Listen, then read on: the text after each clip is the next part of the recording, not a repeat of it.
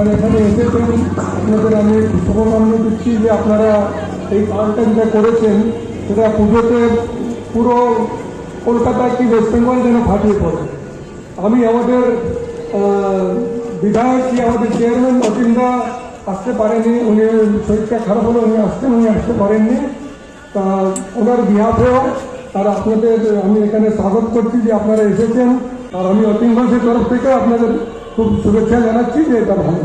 Thank you.